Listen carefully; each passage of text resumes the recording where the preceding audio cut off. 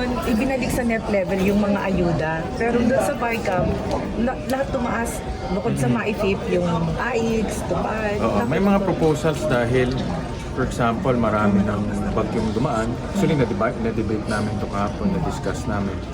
At dahil nga ang daming bagyo na dumaan, marami sa mga, pag titignan natin yung 2026 budget natin, it gears towards local recovery, disaster recovery, saka local economy.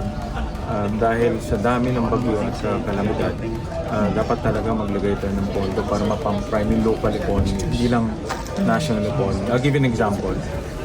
Doon sa earthquake until ngayon, nung pumunta ako, maraming mga businesses hindi pa nakakabalik.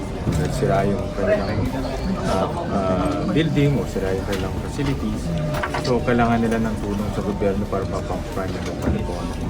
So, aside from yung ating national direction, may local component na mas substantial. Ay, ganito nyo, sir, yung worry kasi na dahil sa politika. Meron kami anti-patronage provision na mas tight. Payag yung house doon, sir. Bayad sila doon.